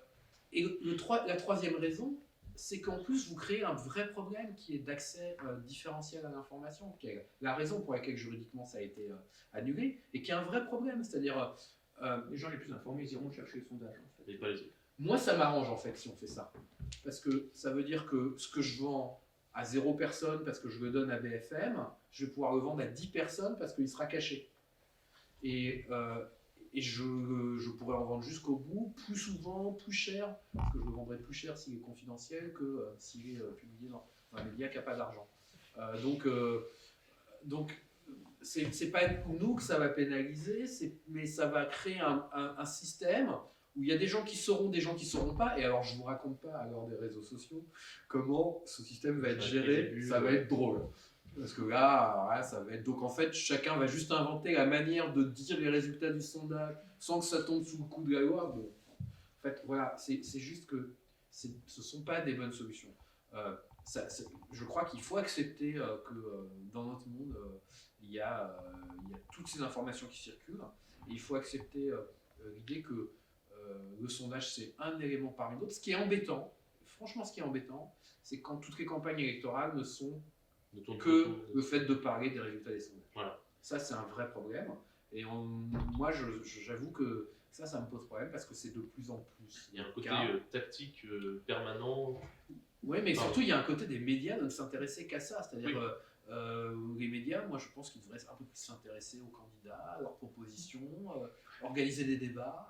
Par exemple, j'ai fait un débat avec deux journalistes, un journaliste de Libération et une journaliste de Mediapart, les deux étant spécialisés sur l'extrême droite. Et on avait un échange sur, il me racontait la sociologie des meetings, par exemple. Il disait, les gens dans le meeting de Zemmour, c'est comme ça, alors que chez les meetings de Le Pen, c'est totalement comme ça. On sent que dans des endroits, là, il y a dynamique, pas dynamique. En fait, ça, vous ne pouvez pas l'avoir dans un sondage. Et effectivement, si l'ensemble du traitement médiatique de la campagne politique, c'est le sondage, vous perdez, vous appauvrissez le débat public, la démocratie, etc. Et donc, encore une fois, il ne s'agit pas de dire, mais par exemple, il y a les rollings. Le rolling, je ne sais pas si tout le monde connaît, c'est un dispositif de sondage en continu, c'est-à-dire que alors l'IFOP le fait, il n'y a pas Harris le fait, vous aussi le faites. Le principe du rolling, c'est d'avoir un sondage, on ne rentre pas dans la technique, mais il y a un renouvellement d'une partie à chaque fois des gens qui répondent. Et tous les jours, c'est 17 heures pour l'IFOP, vous avez une sortie Nous, c'est mieux, c'est midi. C'est midi. Mais ce qui est intéressant, c'est de prendre avec une sorte de lunette arrière, y compris c'est très intéressant quand on veut réétudier l'histoire d'une élection. Mais moi, je regarde souvent, l'IFOP ont un partenariat avec Paris Match notamment, et les journalistes qui tous les jours doivent commenter, écrire un article entier sur il y a eu Cruz dîner 0,5, et donc tous les jours ils font un article sur qui a pris 0,5 perdu. À la fin de la semaine, ils font un article tous les 2 jours depuis 2 jours, et puis depuis 3 jours. Donc là, on est un peu dans un truc un peu absurde qui vide de sa substance l'intérêt même je pense. Mais là, chacun a sa responsabilité. Nous, par exemple, moi j'ai fait le choix depuis maintenant 7 ans d'interdire les demi-points dans nos sondages. Pour 2 raisons. D'abord, ça donne une fausse impression de précision. S'il y a des marges d'erreur à 2-3 points, c'est pas pour mettre des demi-points. C'est la première chose qu'un scientifique apprend. Donc j'ai interdit les demi-points et donc on fait un rolling sans demi-points. Donc évidemment, il y a plein de jours où ça bouge pas du tout. Parce que évidemment, pour que ça bouge d'un point, il faut un peu plus de mouvement que pour bouger d'un demi-point. Mais justement, on essaye d'éduquer les gens un peu, voilà, on prend notre responsabilité. Après, les journalistes, parfois ils sont pas contents parce que ça bouge pas dans la journée. Mais on leur dit, mais oui, justement, c'est ça qui est intéressant, ça bouge pas tout le temps. Et donc, voilà, donc je pense qu'il y a un travail un peu collectif à faire. Mais si nous on fait pas un minimum d'efforts, les journalistes le feront pas. Donc je pense que retirer les demi-points, c'est un premier effort qu'on leur oblige à faire. Et puis 2, on a fait le choix et on les a éduqués à ça, d'avoir plutôt une sorte de papier. Alors, on fait des papiers thématiques, ils font des papiers thématiques toute la semaine sur un candidat, mais on leur a dit, voilà, on fait plutôt une fois par semaine, le vendredi, un papier sur qu'est-ce qui s'est passé durant la semaine. Donc, et même si on a un outil quotidien qui est sympa, qui est intéressant, et vous pouvez même pas imaginer les audiences qu'on fait avec ce truc, c'est indécent. Si on pouvait, on en ferait 2 par jour tellement ça marche bien. C'est incroyable. C'est les meilleures audiences. On travaille pour les Échos, c'est leurs meilleures audiences. Tous les jours à midi, c'est incroyable. On a des jours avec des chiffres complètement dingues. Voilà, il faut essayer d'éduquer. Et par exemple, aujourd'hui, il y avait le cas, puisqu'on avait notre nouvelle vague. Ah, mais finalement, ça bouge pas après la guerre en Ukraine. Bah non, ça bouge pas après la guerre en Ukraine, en fait. Attends, c'est une campagne. Non, mais c'est pas ça. On se rend compte aussi que parfois des événements qu'on pense très importants n'ont pas une importance immédiate. C'est long pour les états-majors des partis qui vont s'imaginer. Déjà, on verra si ça bouge pas dans 1 semaine, 2 semaines. Peut-être ça va pas bouger le jour d'après. Et puis, pas 1 semaine après. Et que 15 jours après, on se rendra compte que ça a beaucoup bougé, en fait. Donc, il faut aussi apprendre à réapprendre la patience et le temps. Et puis, effectivement, ça permet de se dire, mais en fait, la guerre en Ukraine, ça peut être très important, très angoissant pour les gens, mais avoir aucun effet sur le vote. Parce qu'il y a des choses qui sont décorrélées, déconnectées. Et puis peut-être qu'il va y avoir un autre événement beaucoup plus grave, je sais pas, un chien qui va mourir, et qui aura beaucoup d'effets. Non, mais parce qu'en fait, c'est pas forcément prévisible. Et ça, c'est une des difficultés qu'on a nous aussi. C'est aussi d'apprendre aux gens à regarder les chiffres et à pas lire les chiffres qu'en fonction de biais cognitifs. Par exemple, là, tout le monde pense que Macron va monter, donc je suis à peu près persuadé que s'il y a 4 sondages qui sortent, il y en a 3 qui disent que Macron ne monte pas, et il y en a un qui dit que Macron monte, je sais lequel va être retenu, c'est celui qui dit que Macron monte, parce que tout le monde pense qu'avec la guerre en Ukraine, Macron va monter. Peut-être qu'il montera, peut-être qu'il ne montera pas, j'en sais rien. Mais je veux dire, c'est aussi la grande difficulté qu'on a dans les campagnes électorales, c'est que tout le monde fonctionne aussi avec des biais cognitifs.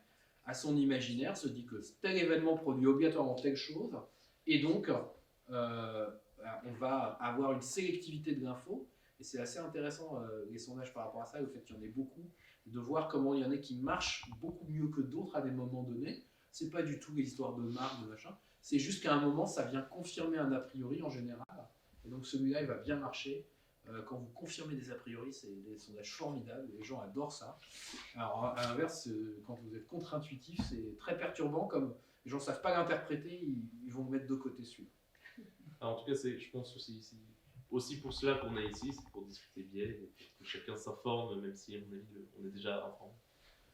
Passons peut-être à une partie question. Dan, directement. Vous avez mentionné comment est-ce que vous tirez les gens au hasard, mais sans rentrer dans le détail, comment est-ce que vous obtenez des adresses mail? Enfin, j'imagine que vous passez par le mail.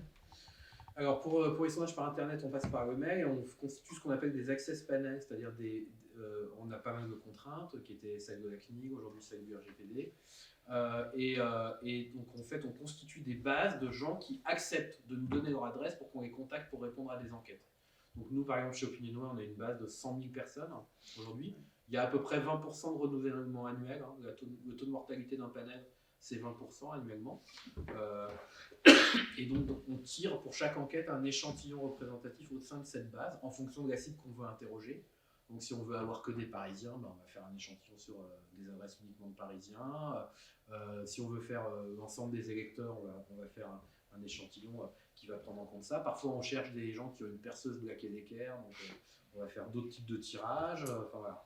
Donc c'est au sein d'une base, donc c'est le même principe, c'est-à-dire qu'on applique des quotas à partir d'une base de départ. Alors c'est vrai que c'est moins bien que si on avait une base de mail universelle, donc on pouvait contacter tout le monde, mais on n'a pas le droit pour des raisons réglementaires, j'ai pas le droit d'envoyer un email en tant qu'OpinionWay à n'importe qui parce que j'ai trouvé son adresse s'il ne m'a pas donné son accord, un système d'opt-in qui est obligatoire pour des raisons de protection des individus et des données.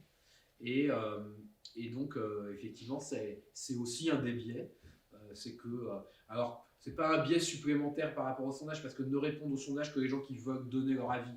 Donc le fait d'être dans une base d'Access Panel, ça relève du même type de biais. Mais c'est vrai qu'un des biais des sondages, c'est que répondent ceux qui généralement aiment partager leur avis plus que la moyenne. Donc il faut espérer très fort que ces gens-là ne sont pas totalement différents de l'ensemble de la population. Objectivement, ce que nous montrent les élections, les sondages sur les élections, et notamment l'élection présidentielle où on a une participation très forte, c'est que ce ne sont pas des biais aujourd'hui qui soient insurmontables pour notre travail. Le biais principal sur les élections qu'on rencontre aujourd'hui, c'est quand on a une très faible participation. Les régionales au mois de juin, c'était horrible parce que même si on s'attendait à une participation très très basse, elle a été encore plus basse. Et là, vous augmentez les difficultés de ce qu'est la mesure d'une intention de vote. Et on a eu notamment beaucoup d'électeurs du Rassemblement national qui nous ont dit qu'ils voteraient pour lui et qui finalement ne sont pas allés voter. Et donc avec une surestimation très forte de ce parti. C'est rare, heureusement pour le moment, mais ça arrive de temps en temps et c'est aussi la difficulté. Et c'est pour ça que la marge d'erreur, c'est compliqué à manier parce que parfois, en fait, on a des écarts qui sont très au-delà de la marge d'erreur parce que c'est d'autres biais qui se sont activés. Et là, typiquement, c'est un biais on n'a pas su. Ça a été tellement fort l'abstention qu'on n'a pas pu voir à quel point ça allait concerner plus particulièrement un électorat par rapport à un autre. Est-ce que vous vérifiez l'identité des gens Non. On leur pose des questions sur leur profil systématiquement. En fait, dans notre panel, on sait que pour telle adresse, c'est un homme de tel âge, de telle catégorie socio-professionnelle. Mais on repose systématiquement ces questions pour deux raisons. D'abord, on n'est pas à l'abri que ce soit quelqu'un d'autre qui réponde à partir de la même adresse mail. Et puis surtout, c'est aussi une manière de rappeler que même si on a ces données dans notre base et ils ont accepté qu'on ait ces données dans notre base, ça nous sert à tirer les échantillons. On n'est pas là pour tracer les gens et constituer une sorte de fichier politique les concernant. Et sur l'économie des sondages, peut-être préciser, en fait, il y a des instituts qui ont leur propre panel, on appelle le panel propriétaire, donc OpinionWay, Kantar, anciennement Sopra. Et puis vous avez plein d'instituts en fait qui n'ont pas de panel et qui font appel à des entreprises qui se sont spécialisées là-dedans. Par exemple, une des plus grosses, c'est Bilendi, dont le métier est simplement d'avoir un gros fichier. Donc, je crois que c'est 2 millions en Europe, je ne sais plus combien, mais ils ont c'est quelque chose d'énorme, quoi. Il y en a quelques autres. Et donc, quand vous commandez un sondage, je ne sais pas moi, au Doxa, à l'IFOP, des instituts comme ça qui n'ont pas de propre panel, l'IFOP envoie à cette entreprise de panel, demande à cette entreprise de panel d'envoyer à son fichier sur la base des quotas définis par le sondage. Donc il y a ces deux manières, ce qui en fait, dans le concret, n'est pas très différent, mais en tout cas, vous avez des entreprises qui sont spécialisées dans les panels et qui sont, du coup, dont le travail consiste justement à entretenir ce panel, parce que c'est quelque chose de très lourd, surtout quand vous avez des gros panels, et qui est censé faire un travail de contrôle. Alors on sait que c'est pas toujours exceptionnellement bien fait. Par exemple, on est censé ne pas trop interroger les gens. Parfois, les panélistes s'engagent à ne pas interroger les gens plus de X fois par an pour pas que ça devienne des enquêteurs professionnels, où on est censé vérifier que les gens répondent pas au hasard avec des petits subterfuges, etc. On sait que, en tout cas, il y a eu des enquêtes qui ont montré que c'est pas extrêmement bien fait. Parce qu'il y a eu une grosse enquête dans le monde de Luc Bronner, par exemple, qui s'est inscrit à 50 panels différents avec des identités différentes, une femme jeune, un immigré, machin, plein de trucs. Il a montré effectivement qu'il y avait assez peu de contrôle, etc. Arriver à en conclure quoi que ce soit sur le biais que ça cause sur le résultat, je trouve ça beaucoup plus compliqué. Oui, alors en plus, il ne peut pas savoir les contrôles qu'il y a parce que par exemple, il a pu être interrogé mais ne pas être utilisé. Parce que justement, il y a des biais a posteriori. Alors, je ne sais pas si lui était dans cette catégorie, mais on a des systèmes notamment où on revérifie une information. Et si l'information change, bah, on sait que. Mais ce n'est pas tellement les Bronner qu'on chasse, c'est les robots. Alors, il n'y en a pas trop en Europe et en France. Mais en Asie, c'est un cauchemar quand vous allez travailler en Corée du Sud ou en Chine pour des enquêtes d'études de marché. Les gens qui créent des robots parce que comme il y a des petits incentives, des points cadeaux, des choses comme ça, quand vous répondez à une enquête, c'est très très marginal, mais si vous êtes un super génie de l'informatique et que vous avez créé un robot qui répond à 30 enquêtes par jour, on va avoir 50 cocottes minutes. Vous pouvez avoir 50 cocottes minutes, exactement. C'est formidable. Et après, vous les revendez sur eBay, mais c'est pas grave. Mais donc voilà, donc, on chasse un peu ça, parce que ça existe. Voilà, ça fait partie des biais aussi, effectivement. J'ai envie de dire, c'est de toute façon le même type de biais que quand vous faites une enquête en face à face ou au téléphone. La seule chose, alors au téléphone, la seule chose que vous contrôlez, en fait, vous-même, c'est le genre de l'interviewé. Hein. Vous arrivez normalement à identifier si c'est un homme ou une femme. Et en face à face, éventuellement, vous pouvez rajouter l'âge. Mais par exemple, la catégorie sociale des gens, elle est déclarative aussi. Donc, en fait, on est confronté aussi à ces difficultés-là, qu'on essaye de maîtriser, plus ou moins bien. On sait qu'on ne les maîtrise pas parfaitement, mais globalement, on se rend compte que ça ne marche pas trop mal. Chaque mode de recueil a ses biais aussi, ça c'est pas spécifique au sondage, mais le biais d'acquiescement par exemple, il est moins fort sur Internet, c'est-à-dire si vous faites une enquête sur les pratiques d'adultère, il vaut mieux la faire en ligne que au téléphone et encore plus en face à face, parce que on va moins mentir à son smartphone qu'un enquêteur. Par contre, si vous voulez faire une enquête représentative sur les paysans, ou sur les gens qui habitent en EHPAD, vous n'allez pas spécialement faire du online. Quoi. Donc, vous imaginez, hein, sur une base de 100 000 adresses, voilà, les paysans, c'est moins de 1% de la population. Donc je ne les ai pas. Je ne peux pas vous faire quelque chose de sérieux. Donc on va faire autre chose. Mais on a d'autres moyens de les toucher. Mais ce qui est vrai, c'est que il y a plein de choses sur lesquelles, ce qui a été dit est très juste. Par exemple, aujourd'hui, on pondère très peu Marine Le Pen à la hausse parce que les gens le disent beaucoup plus facilement. Alors, c'est des phénomènes multiples. C'est le passage du téléphone à Internet qui a permis ça, parce qu'on l'a vu avec son père. Et puis, c'est le passage de Jean-Marie Le Pen à Marine LePen aussi qui l'a permis. Sa propre politique. Oui, mais sa personne. Hein. Oui, ce qu'elle est, c'est-à-dire... c'est pas la même chose quoi, que son père, qui était d'une autre génération, la guerre d'Algérie, la Seconde Guerre mondiale. Enfin, voilà, il y avait tout un certain nombre de choses que ça traînait. Et puis après, il y a en plus se rajoute aujourd'hui, alors là maintenant c'est presque tendance de voter pour ces gens-là. Donc on commence à se demander si on n'en a pas trop. Non mais il y a un grand débat dans le monde des sondages aujourd'hui. Est-ce qu'il y a du vote caché pour Zemmour ? Honnêtement, alors déjà le vote caché, il y a un cas de répertorié scientifiquement, c'est les conservateurs en Grande-Bretagne en 1992. Est-ce que vous pouvez- John Major a été sous-estimé. Si vous pouvez peut-être définir concrètement Le vote caché. Le vote caché, c'est-à-dire des gens qui ont voté pour quelqu'un et qui ne le disaient pas dans les sondages, parce qu'ils n'osaient pas le dire. Donc, phénomène Shai Tory, 1992. Toutes les analyses qui ont été faites sur les sondages, par exemple en 2016 aux États-Unis sur Trump, montrent que les problèmes viennent pas de là, mais viennent plutôt de biais d'échantillons, notamment de sous-représentation des catégories moins diplômées, notamment chez les blancs. Enfin, voilà. Donc c'est très rare.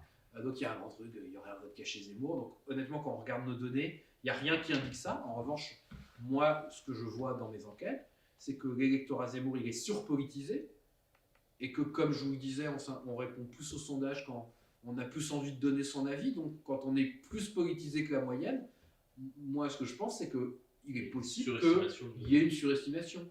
On sait qu'après, ça, évidemment. Mais et ça a rajouté au contexte où il y a un côté, quand vous voyez quelqu'un 24 sur 24 à la télé, alors ça va être un peu moins le cas maintenant, mais avec l'équité du temps de parole, mais ouais, il y a ces phénomènes-là. Voilà, on a basculé d'une période à une autre.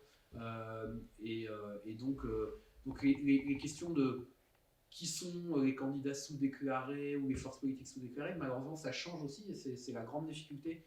Ce qu'il faut retenir, c'est que c'est pas parce que ça a marché à une élection, un sondage, que ça va marcher à l'élection suivante. En fait, on sait à chaque fois, à chaque élection, si ça marche ou pas. Donc là, les 3 dernières ont très bien marché. Ça ne garantit en rien que cette année, ça va marcher. En France, parce que dans le monde anglo-saxon, ils ont eu plus de choses. Oui, alors après, il y a des cas différents. Le cas de Trump, il y avait un vrai problème dans les États clés, très clairement, pour des raisons de qualité des échantillons notamment. Mais au niveau national, c'était pas mal du tout, Trump-Clinton. Donc voilà. Le Brexit, c'est encore autre chose, parce que le Brexit, quand vous regardez, en fait, on était dans la marge d'erreur. Oui. Donc c'est peut-être plus un problème de marge d'erreur que... et donc de surinterprétation des résultats des sondages, là, très typique que de problèmes de sondage. Ils ont eu quelques plantages en revanche sur leurs élections législatives qui n'étaient pas dans les marges d'erreur. Non, mais là où il y a des catastrophes, effectivement, c'est quand on a du mal à connaître le corps électoral. Je repense aux primaires, donc ça a été les primaires de la droite, notamment. Enfin, c'est l'enfer parce qu'on ne sait pas qui va voter, et puis vous avez des gens qui disent qu'ils vont voter, qui vont pas. Ouais, c'est beaucoup plus difficile de savoir. Les vote alors. Alors là, il n'y a pas eu. Alors pour là, c'était un vote intercongrès, donc j'ai pas. C'est moins qui va voter que l'écart entre l'échantillon de départ et l'échantillon final. Quand vous partez sur une présidentielle à 80%, vous avez 100%. On va voter 80% de gens qui vont aller voter. Il y a un biais, mais entre 80 et 100, le biais il est petit. Quand vous êtes sur une primaire, c'est 10% des gens qui vont voter. Alors vous voyez, le biais du sous-échantillon, il peut être massif. Donc les marges d'erreur, elles sont décuplées. D'autres questions?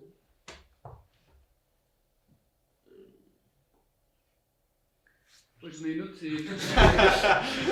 Est-ce que vous, sur la même question, est-ce que vous essayez de reposer exactement de refaire exactement tout le processus pour voir combien vous avez d'écart ensuite?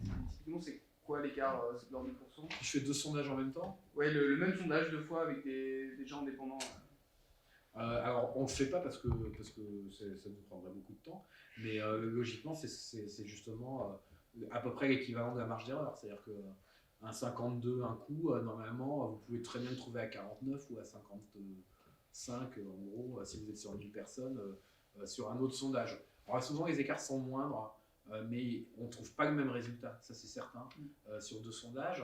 Non, ce qu'on fait beaucoup en revanche, et ça aussi, ça fait partie des choses que les gens ne voient pas parce que c'est difficile à expliquer médiatiquement, mais c'est que quand on aborde un sujet, on essaye de l'aborder de pas mal de manières différentes pour essayer, parce qu'on sait qu'en fait les gens sont contradictoires, ils ont plein d'opinions contradictoires. Donc par exemple, ils vont détester les immigrés, mais en même temps, par exemple, ils aiment bien leur voisin qui s'appelle Mohamed. Et je veux dire, et en fait, sur les sujets, souvent l'opinion est assez complexe. Donc l'idée, c'est de multiplier un peu les différentes questions. Et parce que on essaye de faire des questions neutres, mais il n'y a pas de questions neutres dans l'absolu.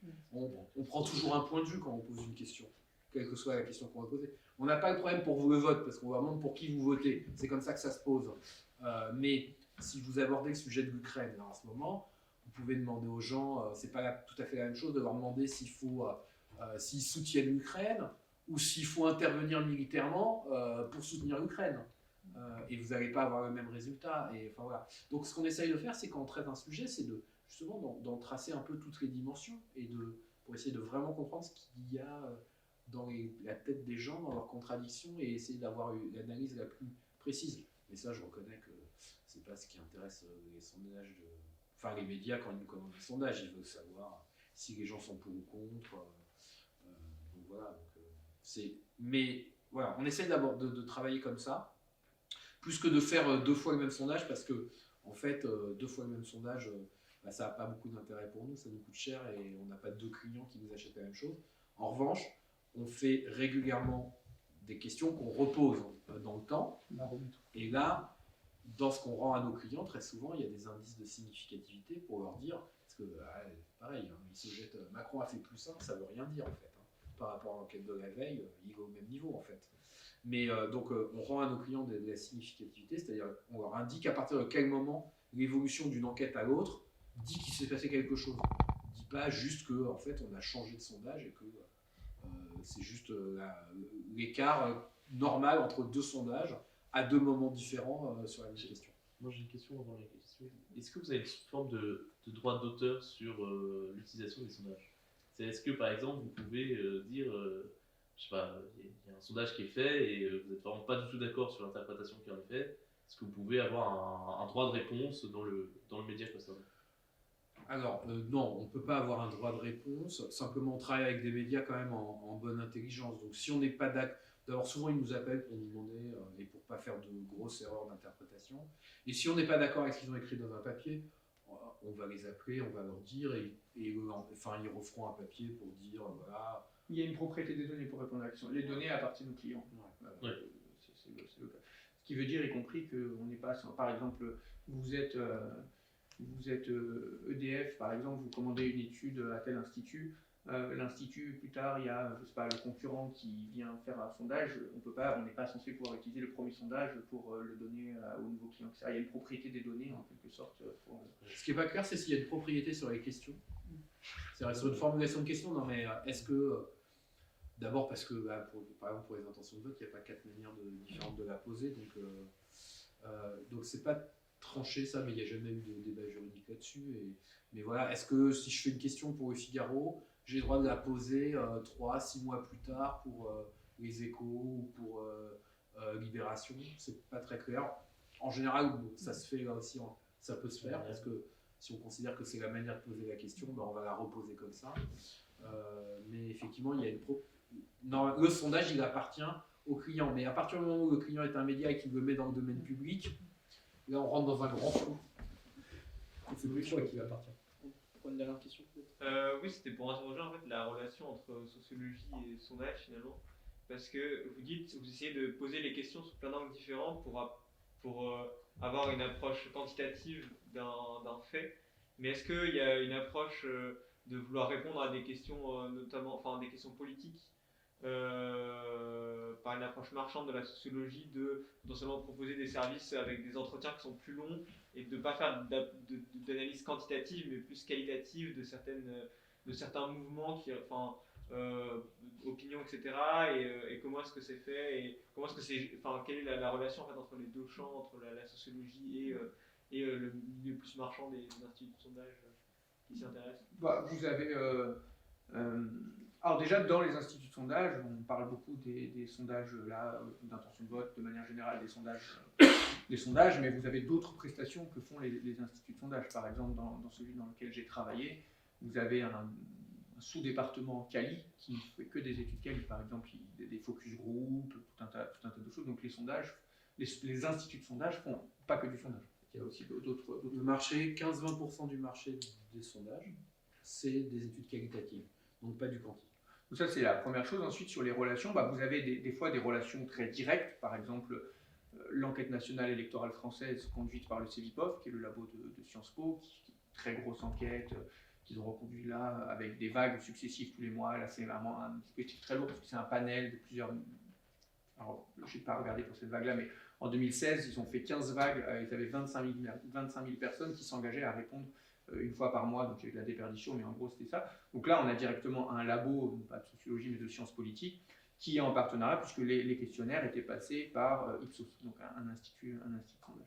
De manière générale, vous avez, dû à l'histoire de la sociologie, etc., un peu deux phénomènes. Vous avez en France une assez grande méfiance de la sociologie à l'égard des sondages, du fait de tout ce qu'on n'a pas finalement tant abordé que ça, mais de beaucoup de critiques.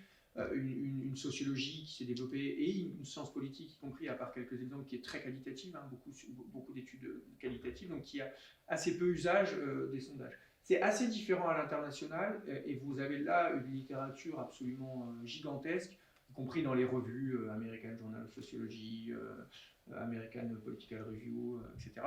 Donc les revues les plus prestigieuses et énormément de travaux d'opinion publique à partir de sondages. Et dans ce cas-là, ce sont des travaux de chercheurs, de sociologues, de politistes l'Institut de sondage sert fait la passation du questionnaire, quoi, en quelque sorte.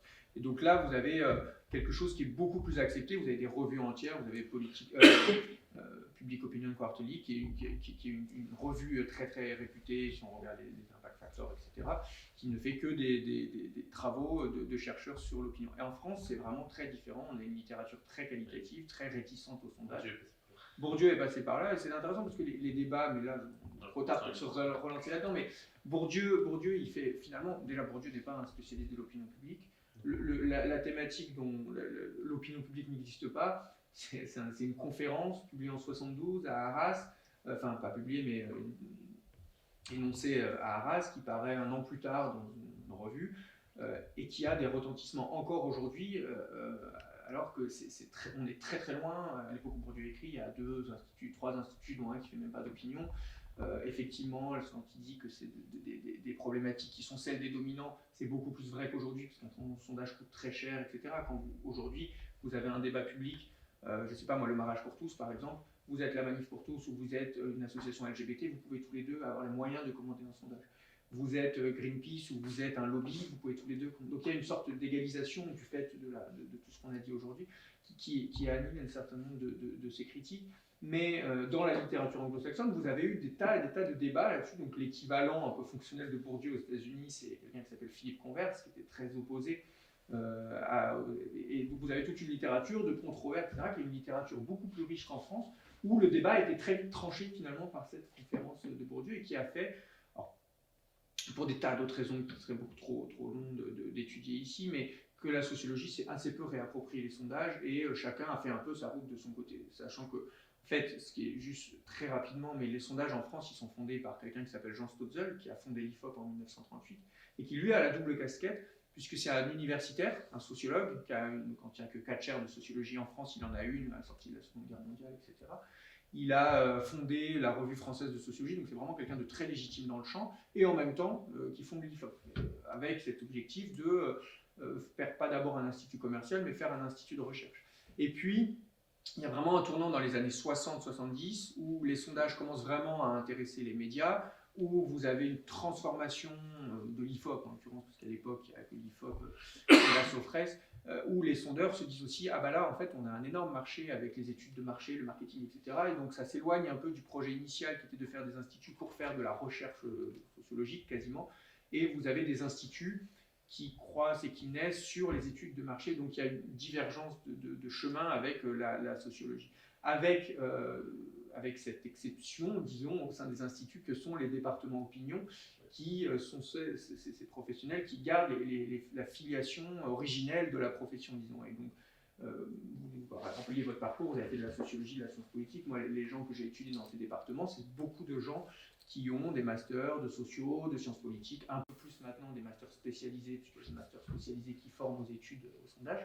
Mais c'est des parcours très différents des sondeurs qui bossent en marketing, en opinion, dans le luxe, les services, etc. Jusqu'aux années 70, tous les instituts ont un lien avec le monde universitaire. Ouais. Ils sont tous créés, ou le département opinion au sein de ces instituts est toujours créé par quelqu'un qui vient du monde universitaire. Vous avez des gens comme Kellogg à CSA, vous avez... voilà. Ce qui est aujourd'hui Kantar, qui était la Sofres, c'est créé par des anciens de l'INSEE. Enfin, voilà, c'est vraiment... il y a un lien très fort. Aujourd'hui, ça s'est complètement perdu dans la génération qui est la mienne. On est des gens qui avons une formation en sociologie, mais on n'est pas du tout des sociologues, on n'est pas à ce type de profil-là. On n'est pas des universitaires, on a travaillé, on a eu cette formation-là.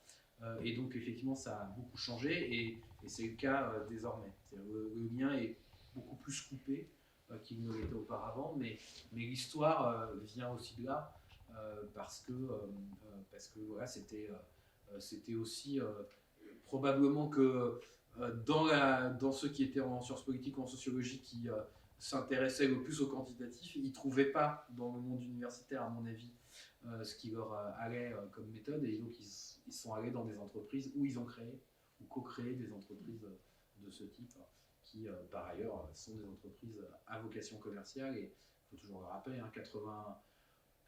95% de nos clients sont des entreprises chez nous, et 80% de l'activité sont des études de marché.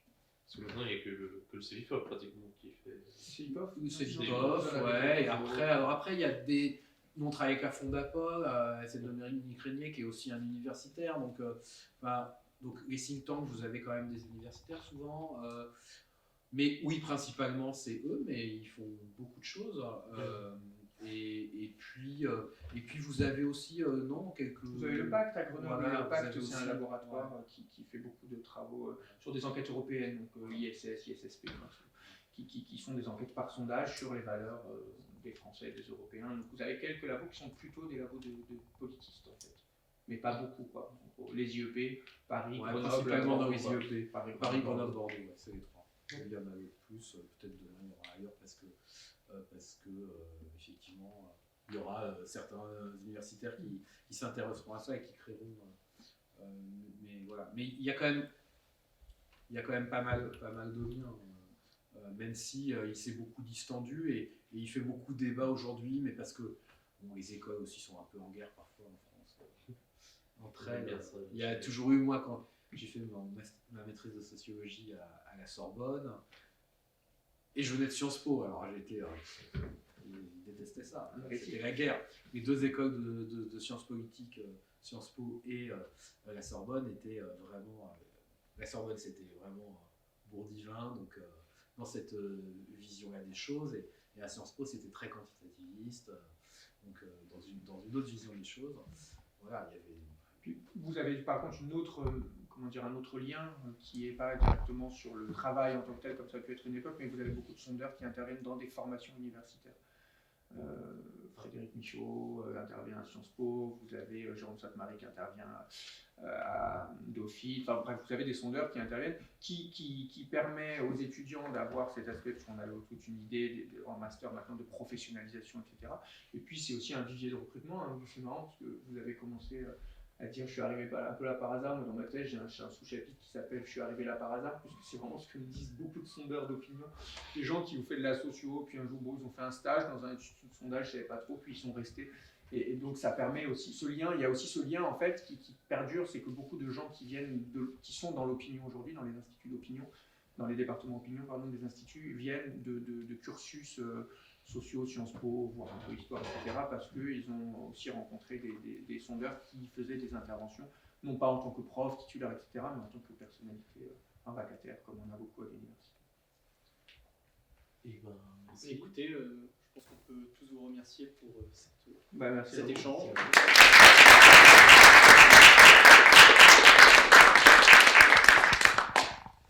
C'était un plaisir.